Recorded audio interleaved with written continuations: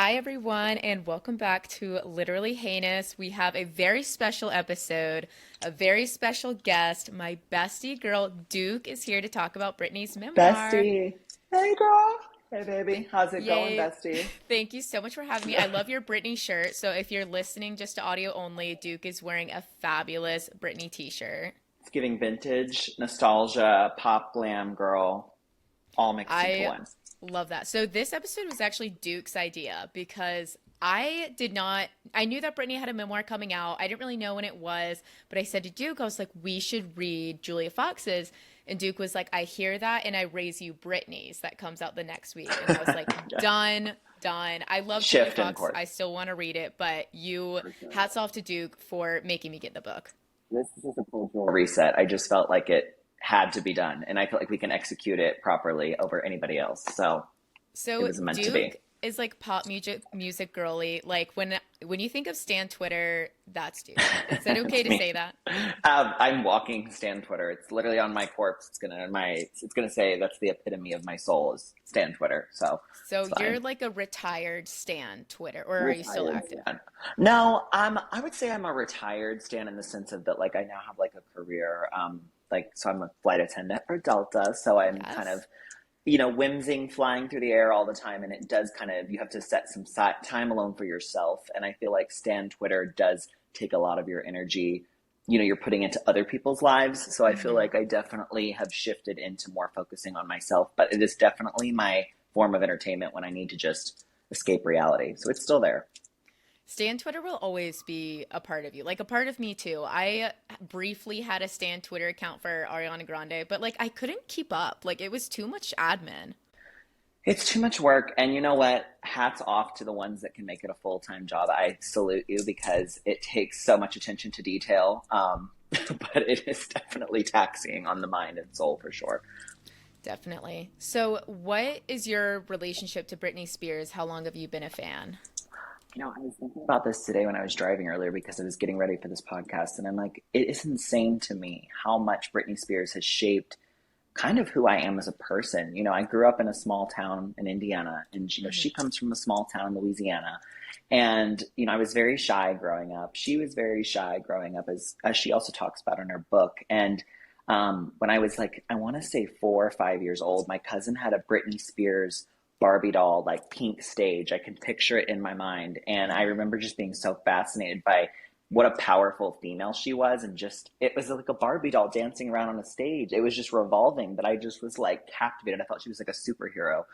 And so that became my stage. They gave me the gift, and then I fell in love with her music. Baby One More Time was my first album that I ever had, and my first concert that my grandpa and mom took me to when I was like 7. So she was a lot of firsts for me, but really where I was going with that is that she kind of helped me embrace my femininity within Hmm. myself. I think she's a powerful force when it comes to female empowerment. She was like one of the OGs with that. So So, how many times have you seen Britney? I've seen Britney probably, I would say about 7 times. That's Probably about seven crazy. times. So, is Yeah. that like almost every tour? There were like 2 or 3 that I missed because I was also very young. But I did see her on her in the book. She talks about it, the Dream Within a Dream tour, which was in my opinion her biggest tour of her whole entire career. They actually did a Las Vegas special, which was incredible. That was on HBO at the time. I went to that one, sat in the nosebleeds. That was my first concert. Fell in love with performing. Then I actually was a dancer when I was younger in school, and Brittany kind of brought that out of me. And then I also saw her at the Circus World Tour. I saw her at the Femme Fatale World Tour about 3 different times. Saw her in Las Vegas at her residency twice, which we can get into that in a little bit because I have Yes. some memories from that. But yeah, Okay. so I've been very fortunate. That is so awesome. Yeah, I think I don't want to say she was my first CD, but I think that she was. Like I think Oops, I Did It Again was my first CD. I love that. That's one of my faves. That's a good album. The album cover and the beads is just it's a Yeah, vision. It's it a is a vision for vision. sure.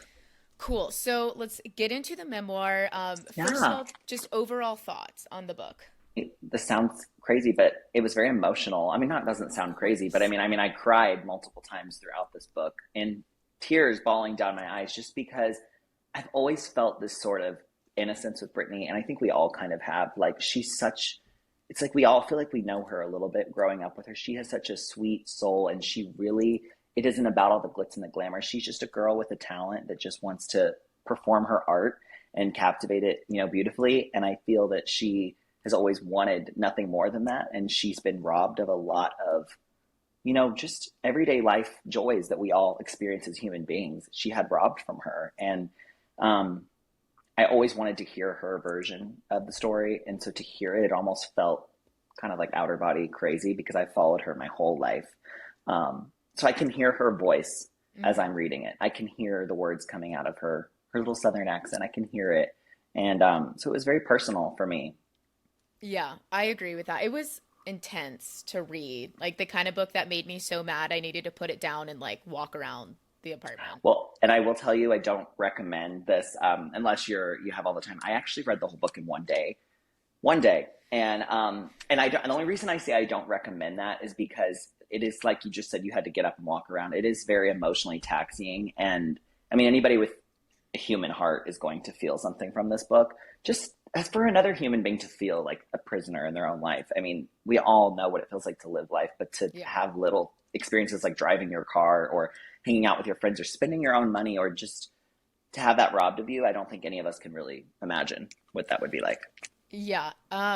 It was crazy. Was like telling snippets to Jack, my boyfriend, just like, you'll never believe what they did to her because people just don't realize how bad it was. They don't realize. They don't. So let's go ahead and get into it. So Brittany is from Louisiana, a really small town, Louisiana, Southern gal. She opens up talking about her like generational, like her, was it her great grandfather or her grandfather? So she's talking about her grandfather, so Jamie Spears, her father's father, which I didn't know any of this. So this, as an avid Britney stan that thought I knew everything, it was really interesting for me to be, it's like it almost was a part of the puzzle that was always missing. It really was a Yeah. key factor. It's very obvious, like you can look at Britney's history and see like, oh, this person has an extremely toxic family. But like Yeah, when you really like family dynamics aren't just like what it seems like. It goes back generations and generations because trauma's passed down generationally. absolutely. So her grandmother, so Jamie, her father, aka the devil, his mother, she had a baby and lost the baby after 3 months. The baby died. Yes, And naturally, she was very, that is something that is like inconsolable. So she was excruciating. Yeah, excruciating. And Jamie's father, so his dad, put her away in a mental facility, yeah, like a insane asylum, basically, because this was probably back in the 50s, yes. This and was old school. actually put her on lithium, which famously is the drug that Brittany was put on. After the grandmother gets out of the mental facility, a few months or years later, she ends up committing suicide on the grave of the baby that passed Which away. is so darkly poetic. It's just like, oh my goodness, that's like out of a movie. When I read that, I was just like, you don't. I mean, of course, I just that was a jaw dropper for sure. And Jamie's father was a tyrant, just a bad person. He abused Jamie, and this is probably the only time in the book that you will ever have compassion for Jamie. Just abused as a kid, emotionally, physically, and he even sexually abused his own daughter. So Jamie's sister was sexually abused by her own father. And I believe Which he remarried and put his second wife in a mental he institution as did. well. He had a four wives. I believe it was three or four wives, is what the book said. So that was pretty crazy. I think Yeah. she was the third. Yeah. So that was the main takeaway of her childhood. Her childhood was definitely chaotic. She obviously grew up very poor in a really small town, but the way that she describes it was very like kind of free reign. Like the kids would like run around and like it sounded fun. Like it was growing up in like the 80s, completely lawless. Her father drank a lot, but he was never physically abusive towards them. I think Yeah. she described him more as the kind of drunk that he would like just disappear for 3 days, and she said that that was the best. Yes. And yes. That's something I can kind of relate to personally with some childhood trauma that sometimes it's better just to have the quiet. So I sympathize with her on that a lot. Yes. Definitely. And she has an older brother, Brian, who she was really close to and really idolized. And it's important to note that Jamie Lynn did not come around for a while. Jamie Lynn and Britney, I believe, are 8 years apart. So for the Yes. majority of Britney's formative years, it was just her and Brian. Right. She always loved to sing and dance. She auditioned for the Mickey Mouse Club at 8. And if you're like under the age of 25, Mickey Mouse Clubhouse was it was kind of like SNL for kids almost like on Disney. It was like an after school variety show. Justin Timberlake, Ryan Gosling, Christina Aguilera, Jessica Simpson. Like that was the thing. I had never watched it. It's a little, I think, before our time. Our time, yeah. She auditioned, didn't get in because she was too young. She was 8. She ends up going to New York City with Felicia, right? Felicia. Who Yes, was her Fee. Fee. So Fee's kind of an important character in the story. Fee's a family friend, Yes. sort of like a second mother. She and Fee live in New York City because she's an understudy on Broadway with Natalie Portman. Natalie Portman. Yes, which is just like what? Can you Like, imagine Britney Spears and Natalie Portman understudying for the same part? I can't. She re-auditions for Mickey Mouse Clubhouse at 11 years old and gets in. So it's funny because I recently just read Jessica Simpson's memoir. So I got to hear about these Mickey Mouse Clubhouse auditions from both Jessica and Brittany's perspectives. So she re-auditions for Mickey Mouse Clubhouse when she was 11. And it was funny because I recently read Jessica Simpson's memoir, so I got to oh, hear like jealous. both their sides of the stories. Yeah, so I Uh-huh. read about this audition from Jessica Simpson's perspective, and she didn't get in because she was beat out by Brittany and Christina. Mm. And then I got to read Brittany's perspective. She actually didn't mention Jessica Simpson, um, No, she but did not. she did not mention Jessica Simpson. But that's where she met Justin Timberlake, Ryan Gosling, Christina Aguilera. So she does get into Mickey Mouse Clubhouse. So she goes to Orlando for a training camp for about a year and a half, and they film there for a year and a half, do all sorts of training, acting, singing, dancing, everything like that. She returns back to Louisiana, and for the next, like, I would say 5 years, she lives a pretty normal middle and high school life.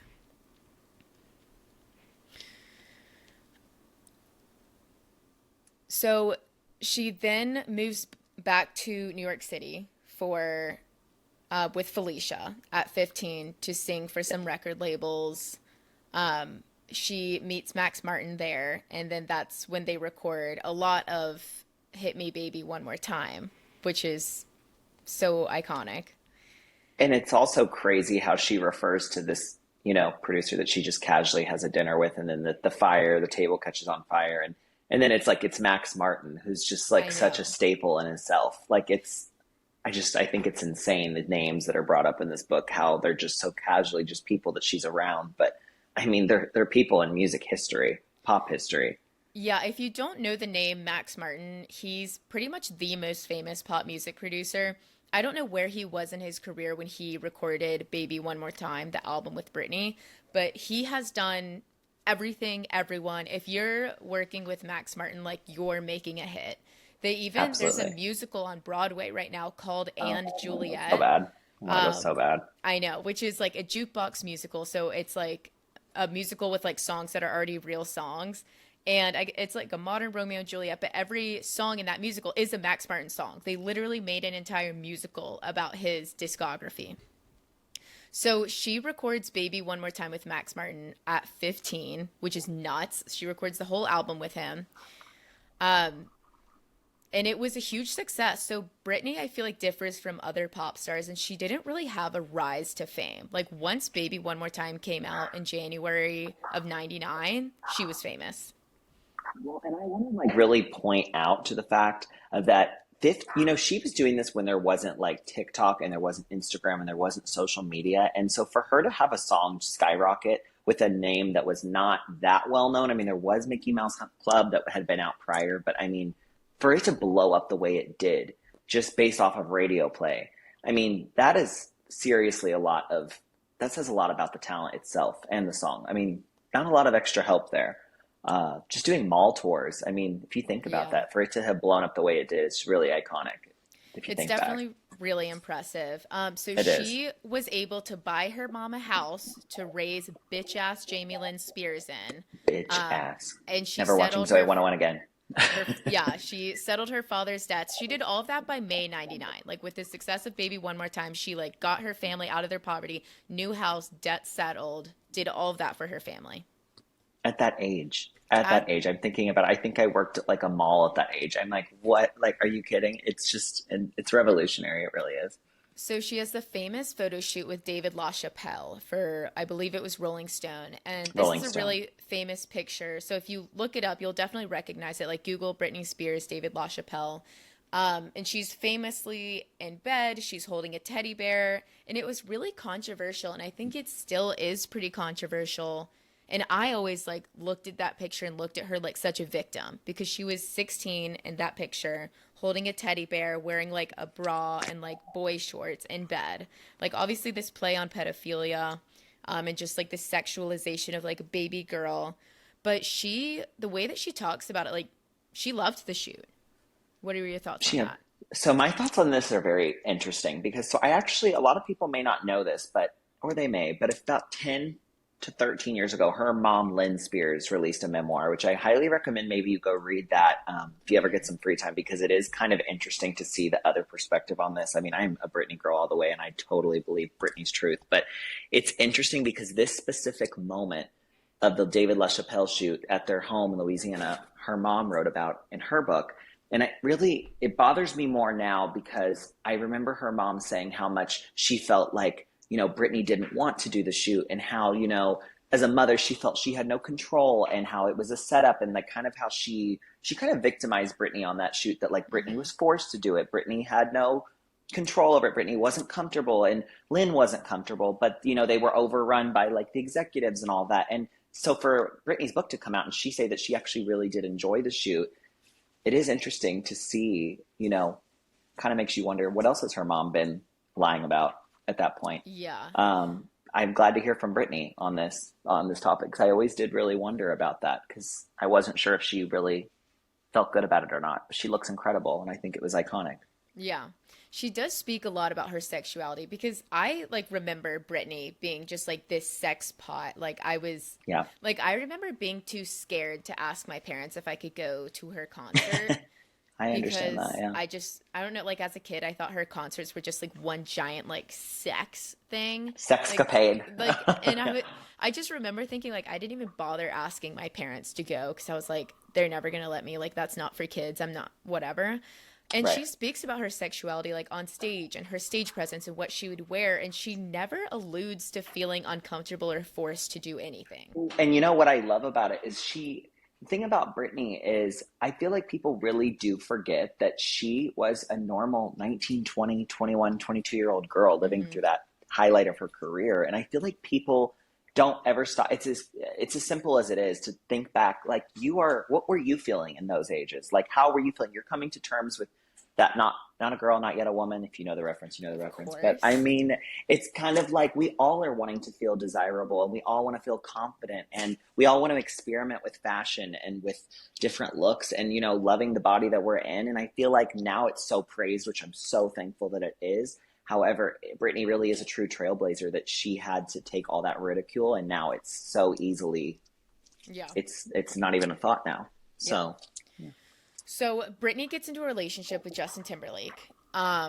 They dated for 4 years, and their relationship went public in September 2000 when she was just 18. Um, just 18. I know. So she was in love with him, like Right. categorically balls to the wall in love with him. And she mentions like she knew that he was sleeping around. And that really took me by surprise. Hmm. That was one of those. There were a lot of moments in this book that just you think you know it all as a Britney stan, and then something happens, and you're like, oh my goodness, like it's a shocker. And that for me was a shocker because Britney, I don't care what it is, she's a relationship girly. Like Britney's wifey Hmm. material, that is very clear in this book. And it is insane to me. It just shows how forgiving of a person she is, though, that she knew some of these things and she still puts in the respect of trying to give him the benefit of the doubt. And I've kind of felt that a lot in this book. And it doesn't seem that it was ever reciprocated from him to her, which is very unfortunate. Yes. So there was an instance where she did like make out with, I think it was a dancer. That is true. She made out with it. They were at a Latin club and they were feeling the music. They were dancing. They were, Justin and her had been away from a long time. And, dancing, it brings out a very sexual side of you. And I Of do think they were at a course. Latin club. I mean, what he was doing was like 25 times worse all the time. So basically that happens. She tells him and then her telling him just let him like use that as fodder basically and just pin that against her all the time. So put a yeah, we'll put a pin in that one quickly. So I think the biggest bombshell to come out of this book was that she got pregnant with Justin Timberlake's baby. I think Um, that was something none of us could have ever wrapped their heads around, that seeing was where the she was in her bombshell. career then. Oh, yes, because she was Yeah. at the height of the media attention, the career success, all of the accolades, right at the height of it. Yeah, so she wants the baby. Like she was like ready. She is in love with him. She is a Southern girl. She does not believe in abortions. Like she doesn't want to get one. But he insisted, and at his helm, they decide to do an at-home abortion with no Oh, numbing. The only people that knew were Justin and Felicia, and she describes the pain from this at-home abortion as the worst pain she's ever been in her whole life, bleeding, just the worst pain, the worst emotional trauma she's ever been through. and Justin just playing a guitar next to her, and I know. I just think it's like I can't fathom what that must have been like to have been in that much pain and feel like it's just you just got to write it out. It's just it is what it is. That's not normal for a person to have to experience that. Justin Timberlake becomes really standoffish. He's making his solo album, and he ends up breaking up with her over text in spring Cringe. 2002. I know. So, how long after the abortion was the breakup, do you think? The breakup, I want to say it would be 2 years because she had the abortion in late 2000 and then the breakup was in 2002. So it Mm-hmm. was about 2 years of a span. Yeah. So, because she made out with that dancer, he used that to kind of paint this image of her being a harlot and a cheater, which is terrible because that's what he did all the time. And can I point out that okay, Britney was in such a successful height of her career. She did not feel the need to compel to ruin his image or bash him for her own self gain because she's content within her accolades and everything she's done. It was very clear here that he used her success. He made her the villain to help benefit himself because he was not secure where he was at in his career. That is my personal opinion because No, somebody that that's truly is true. secure would not feel the need to do that. Hence why Britney did not use that Yeah, against him. absolutely. So, Britney kind of has this reputational hit, and I think that we see this all the time. Like pop culture image is really cyclical. Like we'll bring up a woman and like she's everything, she's on top of the world, and that can last for maybe 2 or 3 years until like allegations and reputation, and like there's got to be something. Which is wild because that still carries on to this day, Of course. unfortunately. So she kind of takes a big reputational hit in like 2003. She does this really scathing Diane Sawyer interview where Diane Sawyer like comes to her apartment and her management team put her up to this and like basically just annihilates her about being overly sexual, about being a cheater, having a shopping addiction. She kind of, and this is like when what I really remember is Britney kind of just becoming this like meme. So this was very like Perez Hilton era. Yes. And the prey were like party girls. And like that was the thing. Like they're dumb, they're stupid, they're partiers, and like just making them look so incredibly dumb. Like Britney, Paris, Lindsay, the Holy Trinity. Like Holy Trinity, absolutely. everything they do was like sensationalized. So she meets Kevin Federline, the no hit wonder, in Absolutely. I think like 2004 or 2003. They get engaged really quickly. And what she said she loved about Kevin is that he just held her. Do you remember that part in the I memoir? do remember in the hot tub, I believe he just held her and or in the pool. But I remember she just said, a girl just wanting a man just to hold her. But I love how she also references that it's not that a girl needs a man, but it's just like sometimes you want someone to hold you and tell you everything's going to be okay. And I thought that was really beautiful how she kind of said It's not that I'm saying I need a man for happiness. It's because even back then she was smart enough to know that that's not it. It's just sometimes we all as human beings want to feel someone just to hold us and tell us everything is going to be okay. So I think that's very, I thought it was poetic and very sweet of her to have said Yeah, that and we don't realize like she's really on her own. Like she's on her own. financially supporting her family that really didn't support her. They were all just kind of none of them were ever emotionally available. Like the only true friend she really has is Felicia. So when someone comes around that can just like talk to her and hold her, that's what did her in. And that's what did her in. And it's, she said time and time again throughout interviews, and I remember just growing up watching them, if for her, happiness is the simple things. It's the simple moments with humans and just the simplicity of just joy that another human being can give you. That's what makes Hmm. her happy. And it's Yeah. not all the money and the fame. So I think that I completely can see where she would say that would have been a highlight for her. So they get married and they have two babies very quickly in 2005, 2006. I believe they're 3 months apart. Yes. And immediately there's allegations of her being an unfit mother.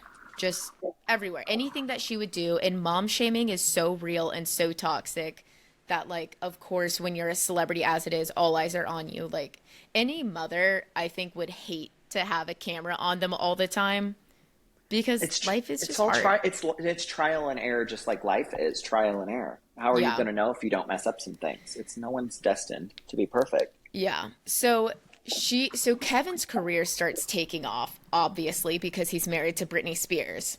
Right. And one part that really stuck out to me was that when they were married at one point, he comes home from a party and he's like, "Oh my God, you'll never believe it. Lindsay Ugh. Lohan and Justin Timberlake were there." And she would just The say cringe like, that went through my body was "I just know." And she would just say unfathomable. like, "Oh yeah, like that's cool, being supportive." And she's like, "Bitch, like she invented those parties." She's the party of the parties. I mean, it's just like insane to me. And it's insane to me the amount of times this girl held her tongue because I salute her because I am not a person that can hold my tongue. And the amount of times that she held her tongue when she absolutely did not need to, that's a superpower in its own. I don't know how she did that for so long. So Kevin's recording his album, his first album, and he's not around the house. She's taking care of the kids completely by herself. And he like won't even let her come to the studio. Every time she tries to go to the recording studio, a bouncer that used to work for her is now working for Kevin and wouldn't let her in. And she could smell weed and see like dancers there. So basically they get a divorce naturally. And he's trying to paint her as an unfit mother and trying to get full custody of the kids. So he keeps the kids from her. And I don't know how that is legal. I don't even know how that happened. I tried to reread it and I couldn't figure it out. I couldn't figure. I'm glad you couldn't because I couldn't either, and I thought I missed like a page because I was like, I don't understand how This, that's. like, I do kind of feel like Brittany can be an unreliable narrator sometimes. Because, The like, random insertions of fucking the F word are they crack me up too. Sometimes it's just a random one will just be thrown in there. I mean, sometimes you can just hear her. It's like she's talking more than it's being written. I feel like I yeah. hear more conversational.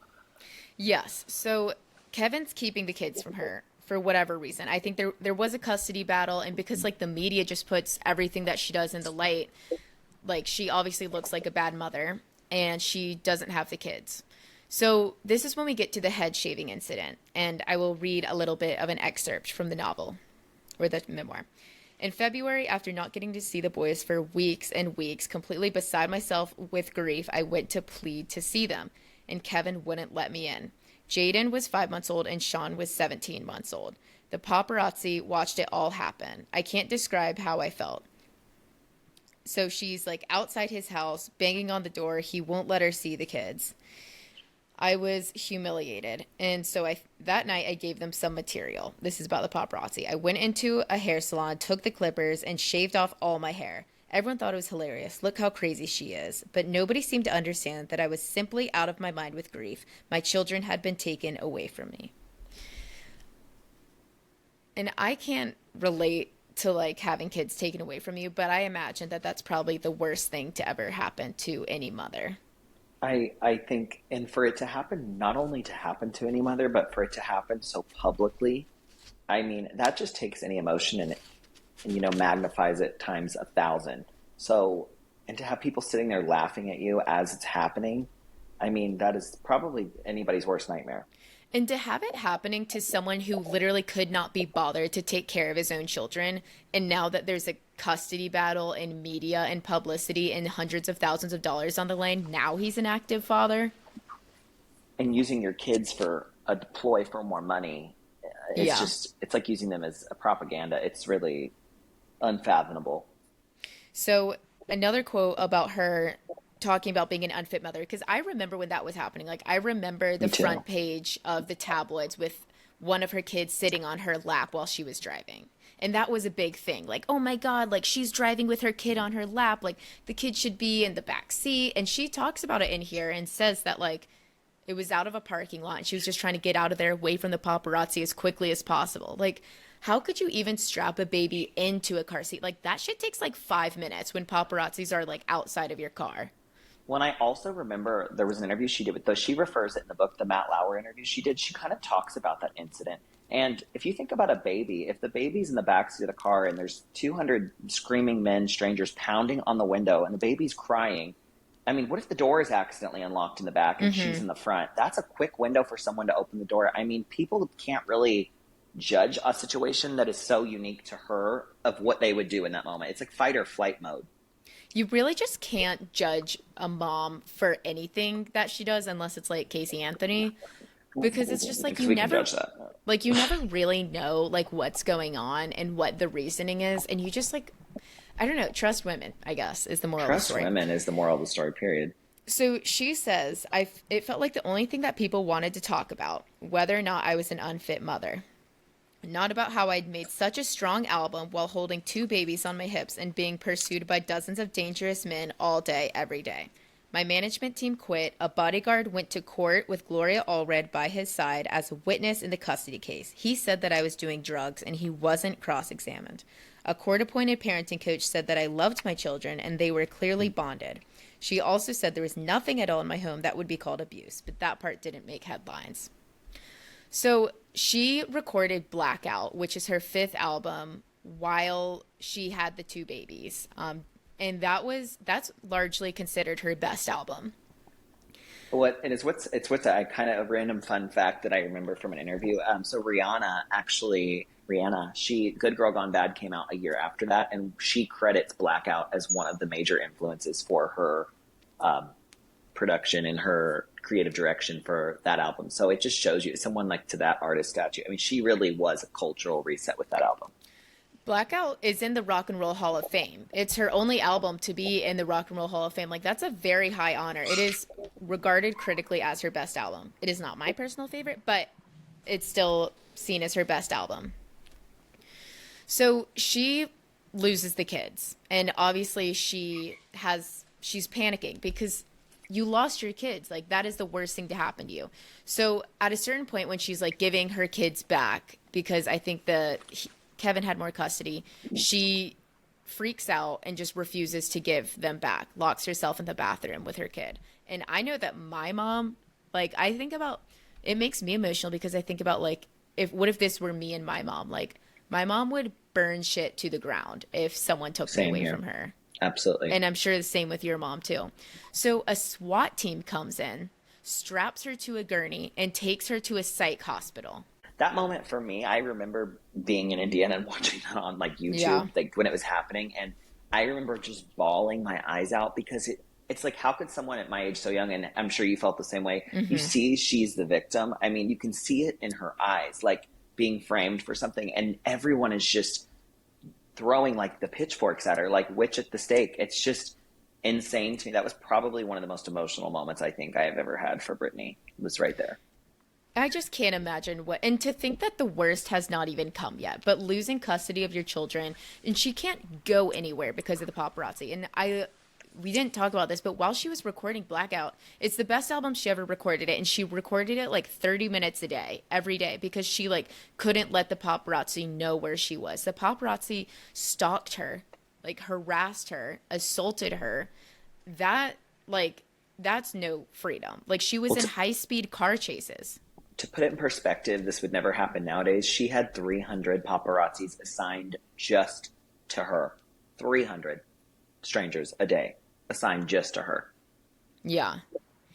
We just can't imagine that. And a mother of two, like two young babies, just like trying to live her life. And it's like everything that she does, if she makes a bitchy face, like she's sneering at her children.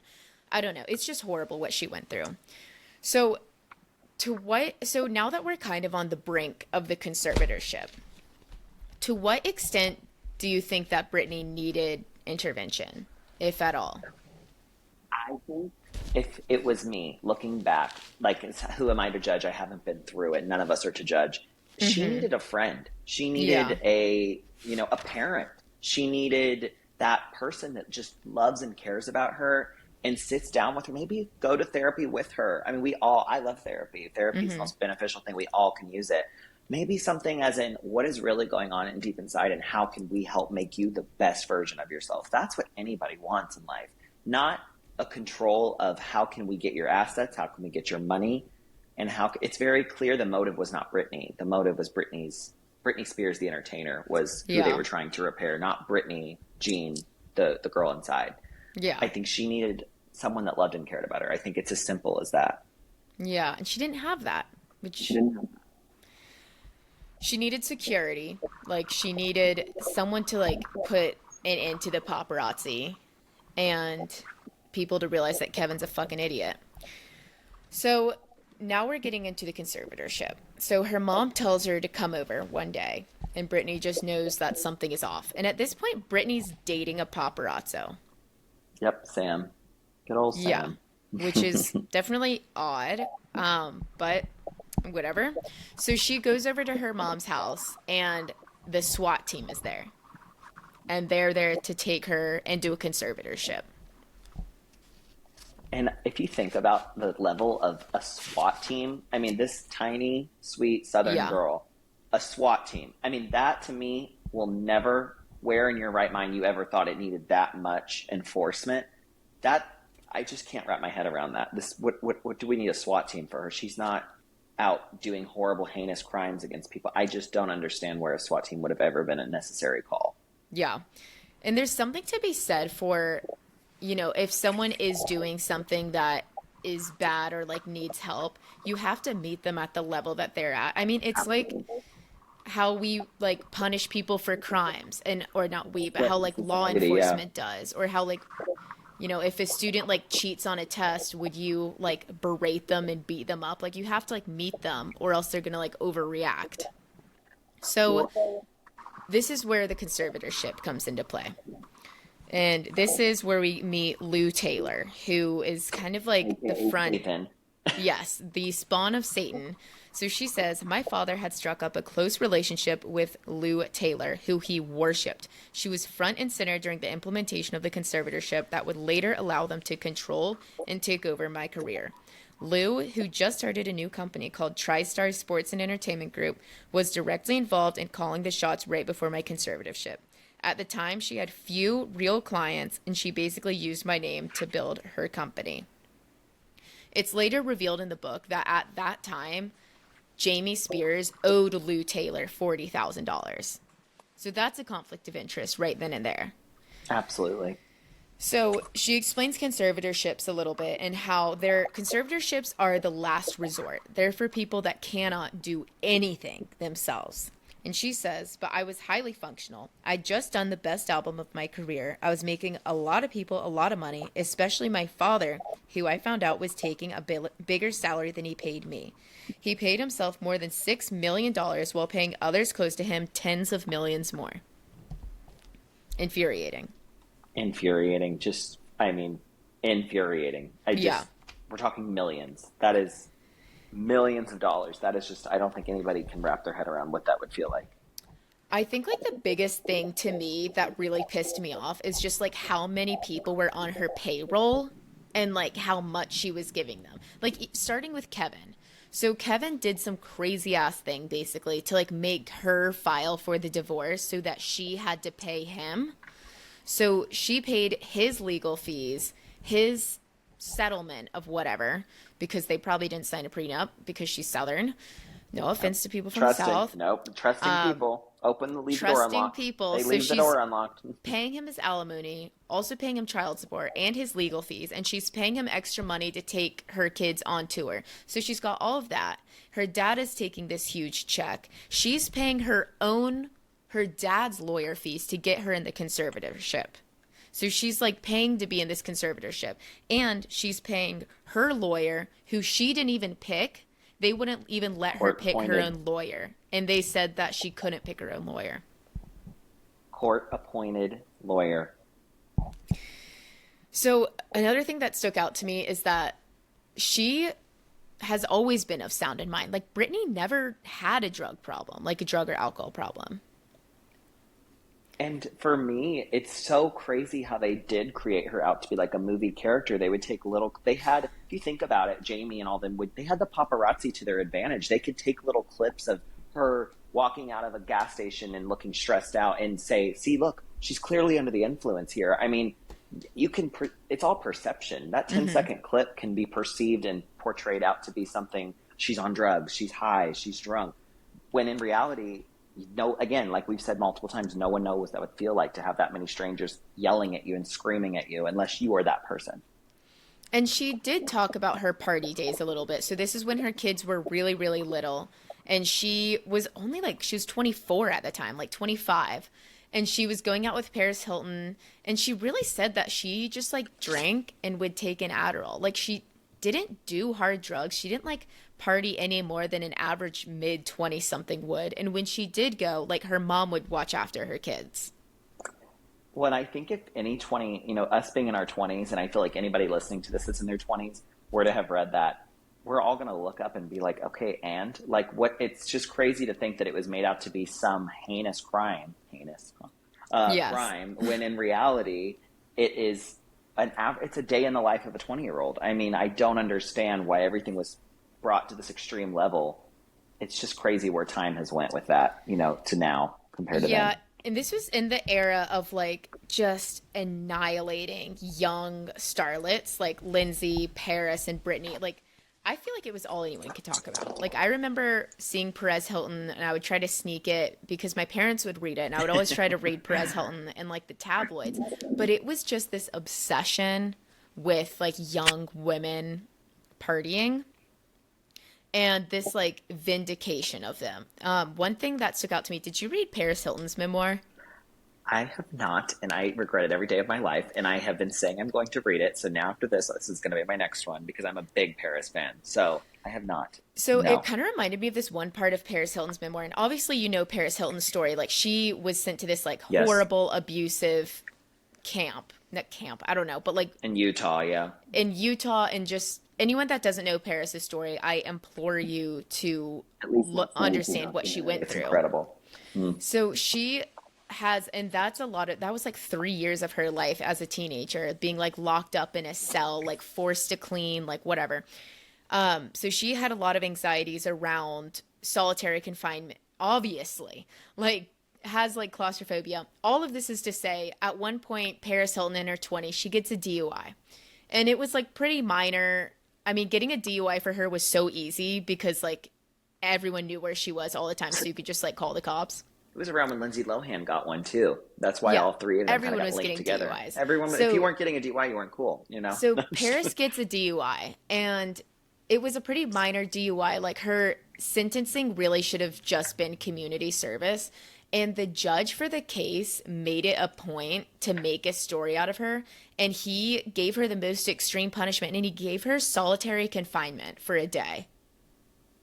Which is so not fair because it's just because the world is watching her. These people have never acted like they want to say the word role model. I use very loosely because Yeah. we're all humans and we're going to have our imperfections. For them to be punished because the world watches what they do is absolutely unfathomable to me. Like, I cannot wrap my head around that. And the judge issued a statement and said something to the effect of like, I want to make her hurt and Yep. make her suffer. And just basically alluding to Evil. like people just hated them so much and just wanted to watch them suffer. And it's like, for what? Like, what did they even do? For me, it just shows you like the narrative was always like the drama, the evil. And I'm like, people don't realize these are human beings that go home and close the door and bawl their eyes out at night. Like, they are not objects. I feel like social media has kind of showed where now people can show the imperfections, whereas then it was like the TV, the media controlled their image. They had no control over their Yeah. image. It's really terrible. And it was just an obsession that society had with like it was those three, Lindsay, It was the Paris, and cancel Brittany. culture back then. I mean, the cancel culture's been around if you think about it. That was cancel culture. I know. But it's now like I feel like things have gotten so much better, but also like worse in different ways. But like Better and worse in different ways, yeah. yeah, like I think if the Britney like unfit mother stuff were happening now, I think there'd be a large conversation around like anti-mom shaming Absolutely. because now that's such a big like topic. Anyways, so to the conservatorship, Jean is making $16,000 per month plus a percentage of Britney's deals. And the minute the conservatorship starts, which is in 2008, Britney's booked and busy. She's a guest on How I Met Your Mother. She's recording an entire album. She goes on the circus tour. Like she doesn't rest. The conservatorships are really for like old people, like ancient people, but she's all over the world and just like so busy. So it's basically how is she able, like if she can't even feed herself, which is basically what a conservatorship says, how is she able to embark on a world tour and record an album and light the Christmas tree and be on the X Factor and guest on all these shows? I think that I hope and my wish is that we never have to witness this with any other human being, a celebrity ever again, because it's if you look back and you watch the performances, which we all were, and watch the interviews, it is insane to even think about how she would live what looks like such a glamorous life during the day and then Mm-hmm. basically be a prisoner at night. It's insane to think that was the same human being going through Mm-hmm. that. And I think it's such a bizarre, I think is the perfect word for it. It's so bizarre that this was even not one person felt like this wasn't okay. And I think there were people, but they were too scared to say anything, the ones that did. Yeah. So she begins her Vegas residency in 2013, which I believe went on for about 4 years, if I'm correct. Selling, highest grossing. It started the era of Vegas residencies for main modern pop girlies and guys. It reset Las Vegas. It made Las Vegas residencies cool again, to Yeah. be fair. Yeah, so this is what she says here. I was given an allowance of about $2,000 a week. If I wanted a pair of sneakers that my conservators didn't think I needed, I would be told no.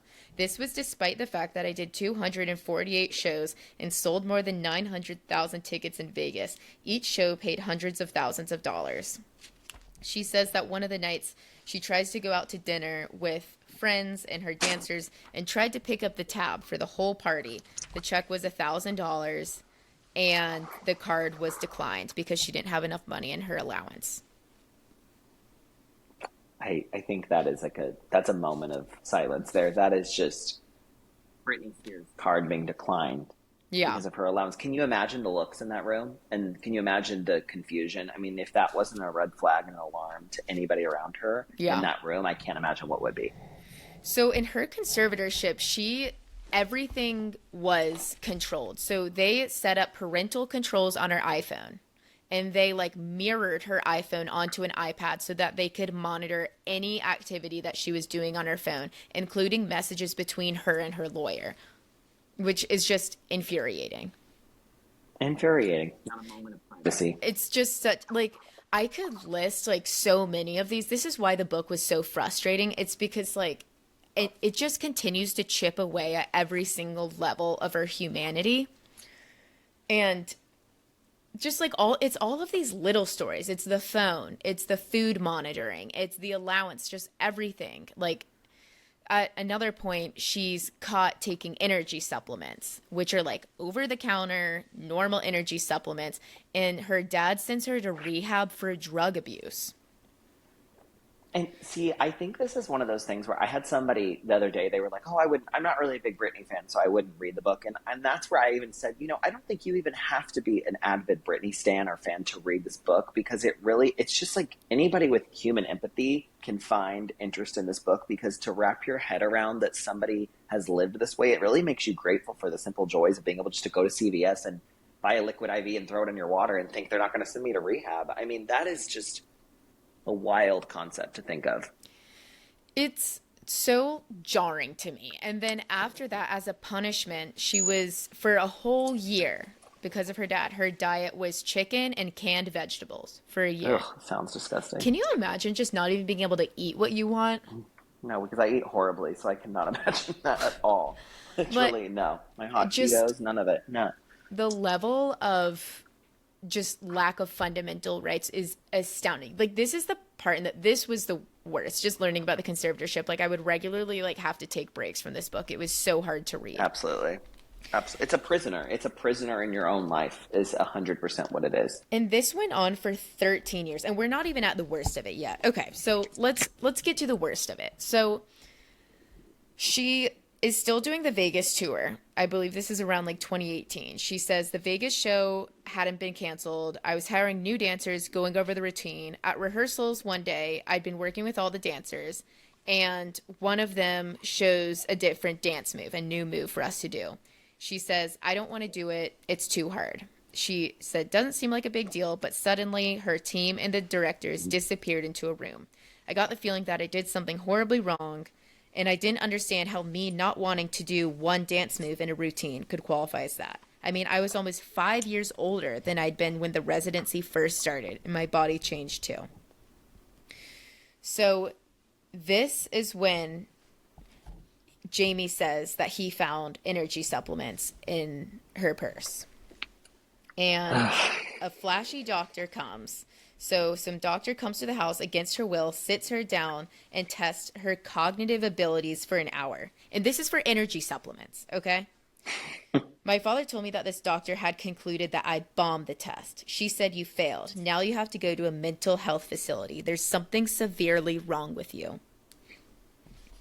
So now she's getting sent to this rehab program in Beverly Hills. And he says to her, it'll cost you $60,000 a month.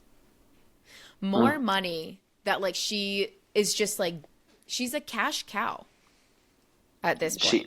Cash cow is a great way to put it because exactly what it is. So she goes to this facility. He doesn't tell her how long she's going to be there. He says maybe a month, maybe 2 months, maybe 3. It all depends on how well you do and how well you demonstrate your capabilities.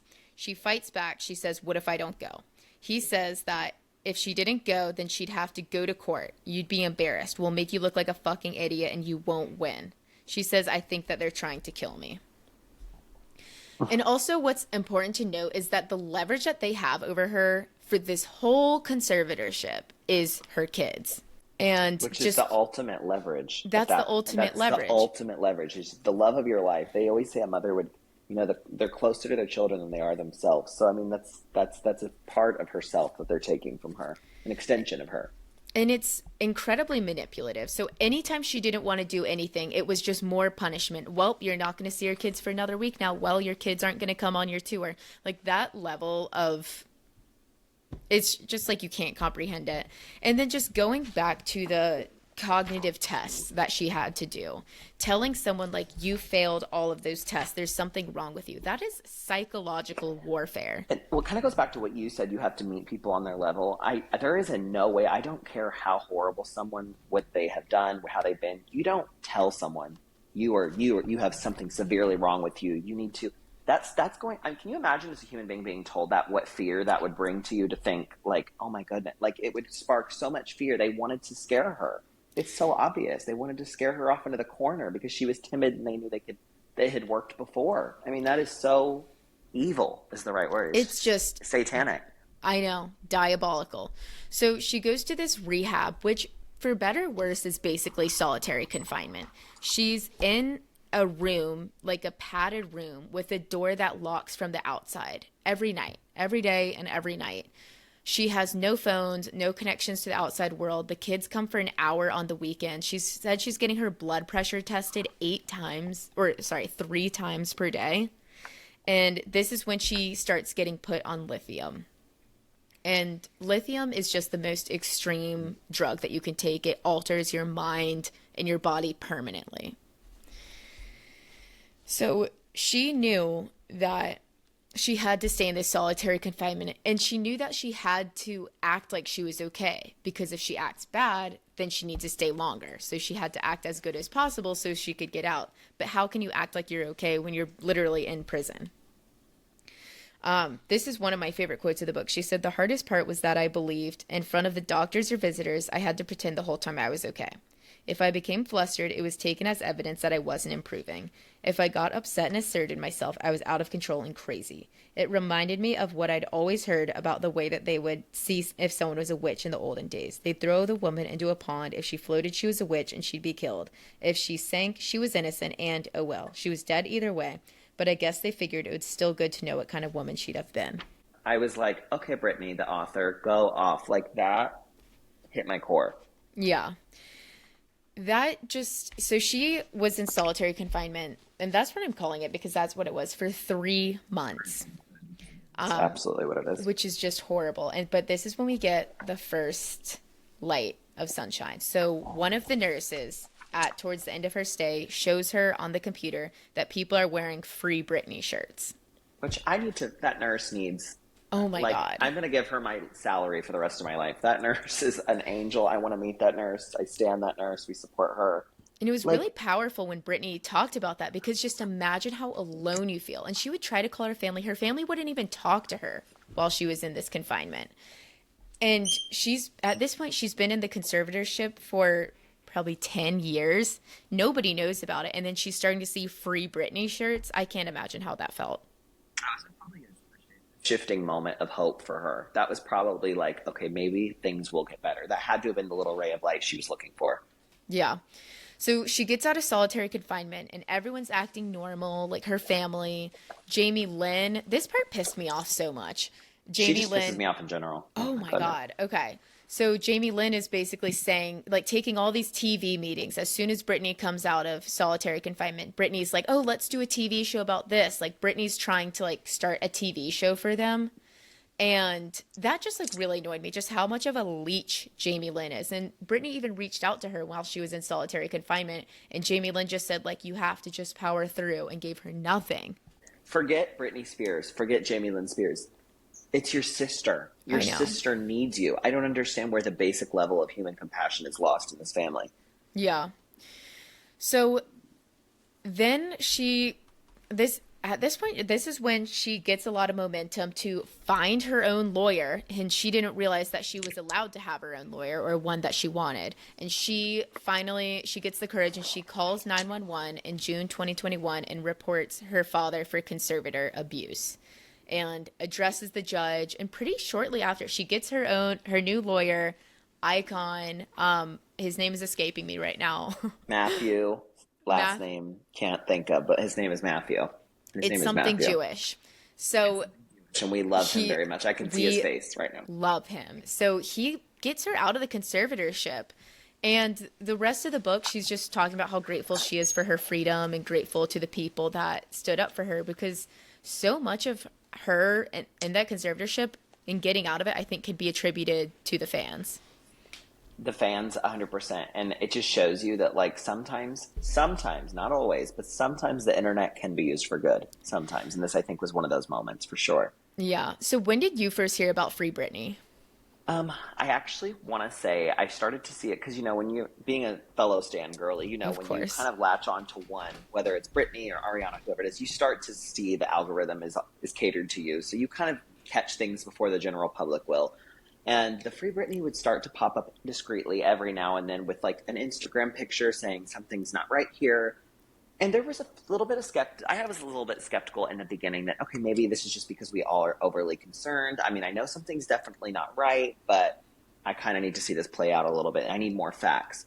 And the more and more things were started to point out, like little details of things that did not add up, even just the look in her eyes, sometimes seeing her talk to someone looking at her off in the side of the camera, just weird moments like that, it became very apparent that something was way more severe than what we all had kind of wrapped our head around. And once I found out about it, I bought the shirt. I was talking to everyone about it. I was posting it probably once or twice a day on my story. And while, yes, one Instagram post can't change a life, it was more about getting the conversation started. And I think the goal was definitely achieved for sure.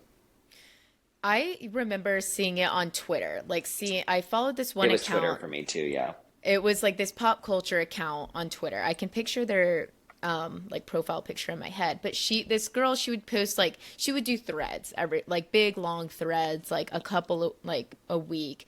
And I remember seeing a Free Britney one and just like fully not believing it, and like reading the stuff about it and just being like, that can't be true. It just can't be. Like, there's no way. It sounds so crazy. Like, it can't be. How could that even be allowed?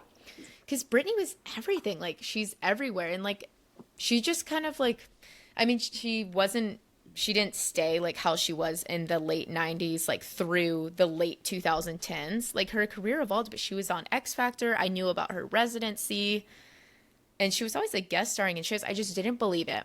And then when it started getting a little bit more mainstream and I started seeing like the locals, like non-stan Twitter people I know posting about Yeah. it. Yeah. And then it became like everywhere. Then that's when all the documentaries started. But I don't know. I mean, what are your thoughts on the documentaries? Because there was a point in a 3-month period where every single streaming platform had a Britney documentary. Those, because I'm a big documentary girly, I love them. But I'm not going to lie, that kind of made me lose a little bit of faith in documentaries. I just feel like, granted, I don't know everything, but the facts would, if you kind of compare and contrast, which of course I did because I'm a Britney stan and that's my life. But if you compare and contrast the facts that were even brought up from each one, they weren't aligning. Things would be inserted in one that would contradict in the next one, but they were being released around the same month in time. So, and this is her life. It's not Yeah. a fictional story. This is someone's actual life. So I think once I started to see that things did not add up and certain plots were kind of promoted more on one versus the other, I kind of felt that sometimes they were hurting more than they were helping, because Yeah. even reading the book, some of the stuff in the documentary is saying the exact opposite than what the book, her own words, say. So I don't know if they necessarily were a big help, in my opinion, the documentaries. I don't feel that they were.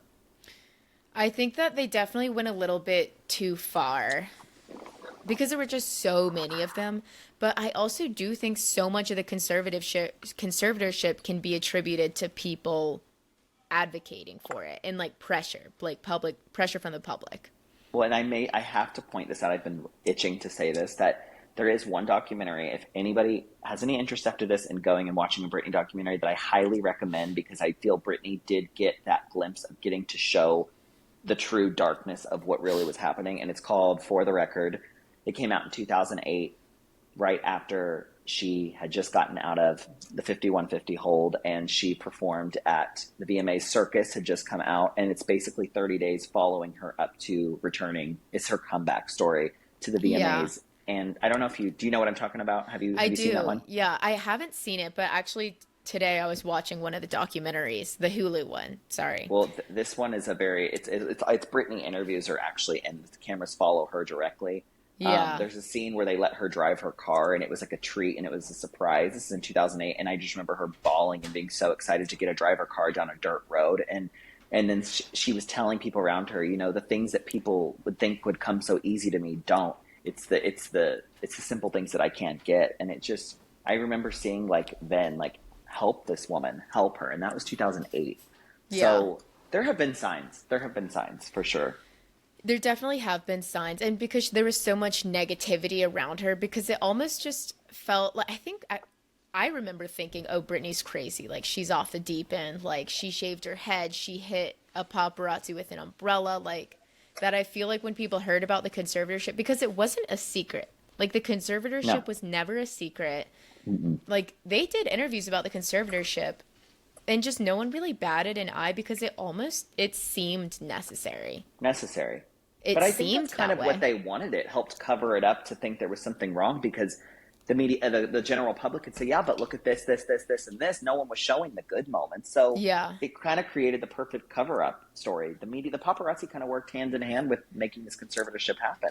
The paparazzi, oh my God, I hope they all die. So, and then, These people need to get yeah, serious therapy. All of them. one other quote that I can't remember what page it's on, so I can't pull it up, but was because it sounds so like, I feel like maybe I'm making up a memory that I have. Like when I remember hearing I about do the that a lot. conservatorship, Yeah. like, and hearing like her father is overseeing her finances and overseeing her health. And like you think like, oh great, like perfect, it's her dad. Like, It's her of course, blood. Yeah. like nobody loves you more than like your own dad. Like that's great. And then when you really look at it, Brittany at one point in the book says, like, I cannot believe the state of California let a man who's an alcoholic and has been bankrupt 3 times, can't keep a business, oversee a multi-million-dollar estate. He, She like, wanted anybody. She said literally anybody but him she would have been okay with. That is insane. it makes the state of California like so, oh my God, like look so stupid. Like, how could you let this man that has no Sloppy. experience? He's fumbled every bag he's ever been given. He's been bankrupt. He's an alcoholic. You're going to let him oversee What her makes you wonder, did estate? they even look into his personal background? I mean, don't you think, I don't know much about how the process goes behind the scenes, but wouldn't you think that if he's going to be in charge of multi-million dollars, they need to really dig into his history as much as they're digging into hers because he's going to be the new brain for the operation. Yeah. From what I understand, the process of implementing the conservatorship was extremely smooth. And I believe she said that in the memoir. Like, it all happened really fast, it all happened really quiet. It just happened. And this like begs the question to me. It's like giving Paris again. Like, I bet like those judges had some sort of like bias against Brittany and they're like, oh yeah, lock this bitch up. Another girl, another pop girl, media girl that is influencing, the girls across America. We can make an example. It's like burning a witch at the stake. It's It's exactly what it feels like. literally a witch hunt, burning a witch at the stake. Because Day. so, oh my God, who do you think is like the ultimate to blame here? Is it her dad or the paparazzi, or like what do you think attributed to her perceived downfall? I picture the first instinct might be saying the media because, it's the media, but, and I still blame the media for a good chunk of it, majority of it. But the media has no emotional attachment to her. They don't know her. They don't know who she is. It's sometimes people hurt people that they don't know because it's easier because they don't have any attachment. So they can sleep at night and justify where it may have made sense. But your own father that literally helped create you and bring you to this earth, for them sleeping at night knowing that they are doing a lot of very wrong and very diabolical things, to me that is probably the purest form of modern day evil to me. I think so too. So Brittany now, like what do you think of her current Instagram presence? Because I it's not so normal. it's not it's not normal at all.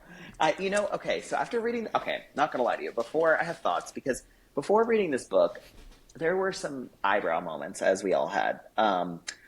A lot of moments people would send me on Instagram, what do you think? And I would start to run out of answers of what I felt to justify it, and I couldn't justify it anymore. And that was when I started to realize, okay, there's some moments here that it's not okay.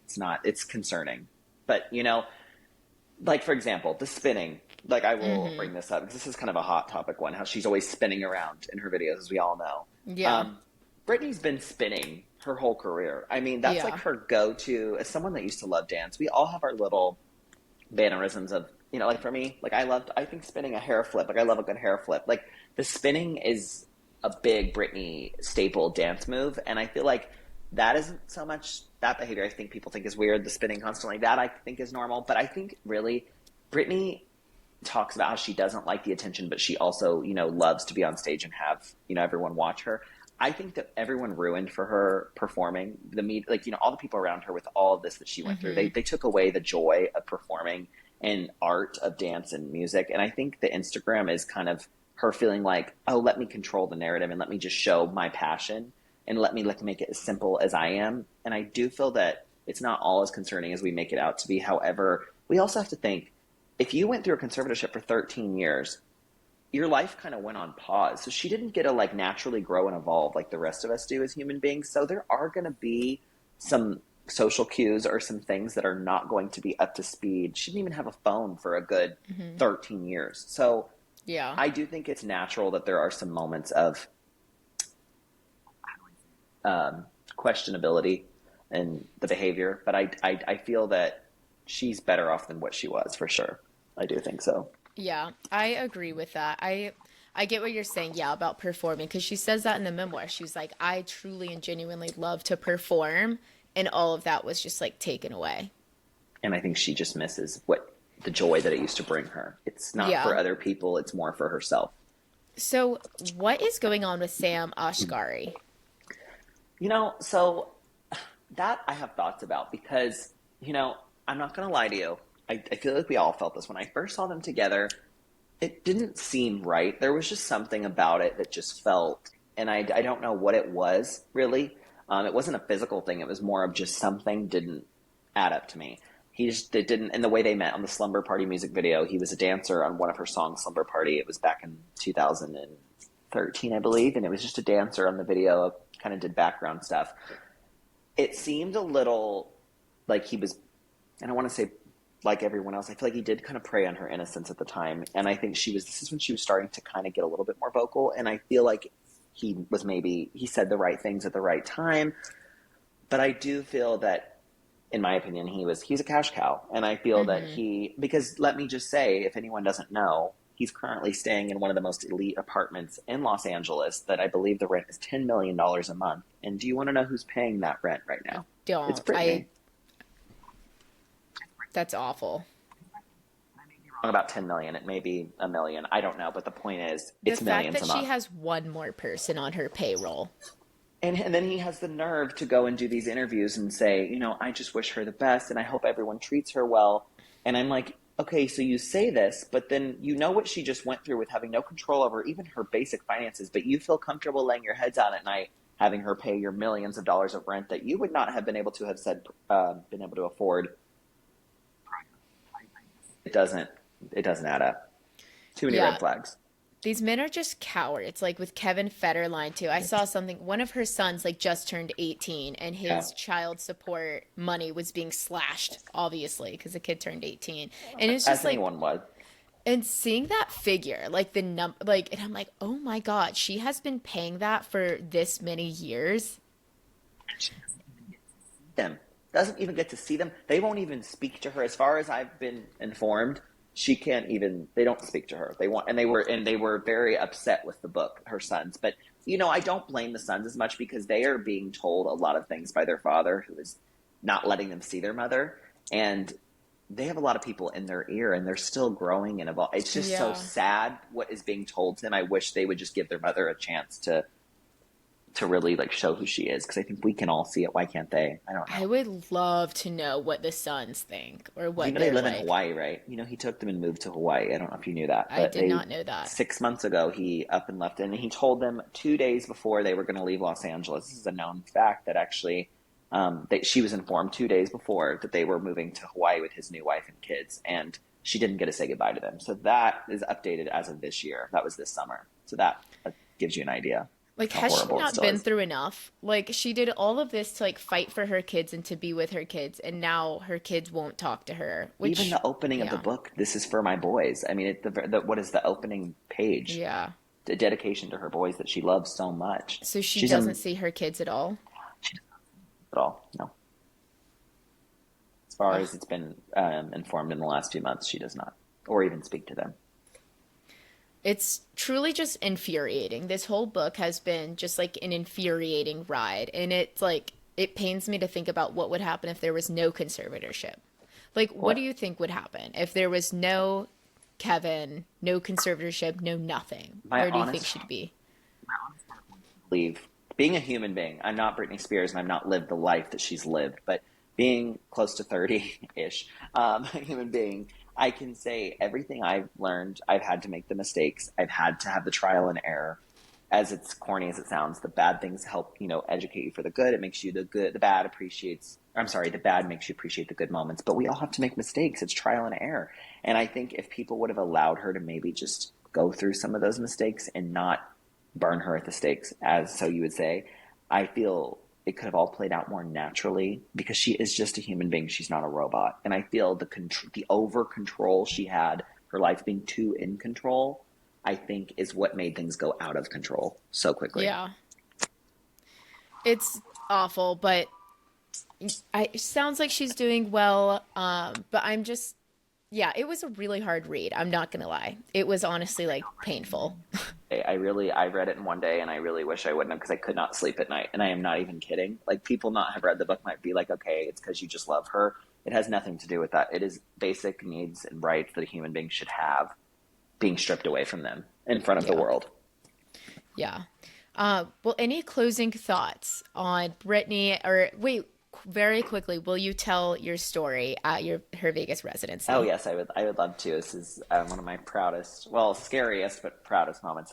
So my whole life, obviously being a Britney fan, my mom would always joke, like, around my birthday would be around Christmas. What do you want for your birthday? Every single year, I want to meet Britney Spears, and I would always say it kind of as a joke, but kind of not, obviously. And then when I turned 18, I said it again, and my mom was like, "Okay, we'll talk about it in a few days." And I was like, "What?" I was like, "What do you mean we'll talk about it in a few days?" She's like, "We'll talk about it in a few days." And I'm like, "Okay, I don't know what that's about, but whatever." Sus. And then it was about 3 days later, I happened to check my email, and my mom, she told me to check my email, and there was a meet and greet for Britney Spears in Las Vegas at her Piece of Me residency. My mom was going to fly me out to Las Vegas, which it Oh, cost $2,500. I point that out because I feel like that's a pretty high price to, for a concert ticket for one person, because I went by yeah. myself. But it was absolutely worth all my childhood fulfillment. And we flew to Las Vegas, and I met Britney Spears, which was my lifelong dream that I had always wanted. And ironically enough, I sat at the very end of the stage in the VIP booth, and none other than Britney's Paris Hilton sat right next to me with Nikki Hilton, and they noticed I was by myself, and they were like, "Oh, just hang out with us." Me and Paris did this little sachet like twirl dance during Toxic. Brittany came down and talked to Paris a few times throughout the show, and I was right next to her, so it kind of got that one on one. And Paris is, by the way, one of the sweetest people I've ever met. Just in general, she's so warm, and her energy is so. I was so not even nervous to talk to her because she's so down to earth. But as for Brittany, so Felicia, who's brought up in this book, was Hmm. there, and she coordinated the meet and greets. Wow. I will say was one of the most down to earth Southern hospitality, sweet little cute lady. We love her. We love Fee. And she was like showing us pictures on her phone of like Brittany and her like having slumber parties over the years. Like she's such a sweet lady. I really do feel she loves Brittany. I feel it's genuine. So Fee kind of took us back to meet Brittany, but I never will forget walking around the corner, looking at Brittany. And of course, your body just kind of goes in shock because she's right there and you've loved her your whole life. But it was almost like the lights are on, but nobody's home. And this is Yeah. around the time she was on the lithium, and I did not know this then. And I remember her kind of like robotically, "Hi." And I said, "Hi, how are you?" "Good. How are you?" "Good." And then someone off to the side yelling, "Don't hug her. Stand approximately this far away and then turn." And it was very like almost like programmed the whole experience. So then, you take the picture, and I turned and looked at her and said, "I love you so much. You meant so much to me." It didn't feel real. It didn't feel like she was there. It felt like it was a Yeah. cardboard cutout. And then I remember walking out of the room that she was in and opening the double doors and running right into none other than Satan Spawn himself, Jamie Spears. Ugh. I remember, I kid you not, feeling this horribly cold. I know it sounds so dramatic, but this bad presence. You just feel somebody is a bad. Yeah.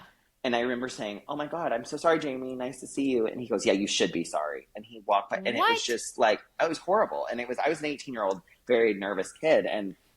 It, and I remember just being kind of disappointed and sad. And then I walked up to the stairs, and the other girls were up there crying that had just met her, and they were like, "We waited our whole life for this." As so did I. And it's just, I love her, but it wasn't, it wasn't what we thought it would be. And I remember saying, "You guys, I don't think it's her fault. I don't know how to Yeah. explain it, but I don't think it's her fault." And so for this to all come out later, it all makes so much sense now. But I still am so grateful that I even got to be in her presence. And I know she's a sweet person. It's just, it was I'll never forget those moments. It was very haunting. Haunting is the right word for it. Wow. Yeah, I mean, that's a crazy experience. Like, I'm so glad that you got that. And obviously, being in Paris Hilton's booth is also It was incredible. incredible. Yeah, but Duke, thank you so much for coming on and sharing your expertise. Like, you are literally the perfect guest for this. Heard that you had me on here. I'm a huge fan of this podcast, and I think Stop. you're a creative genius. Stop. I've been so blessed to get to know Lily the last few months, and I am not ever letting her out of my sight. She is just as witty off the podcast as she is on. I think your brain is so fascinating to me. I just want to see what it looks like inside. So Thank thank you you. Thank you for having so me. much. I'm honored.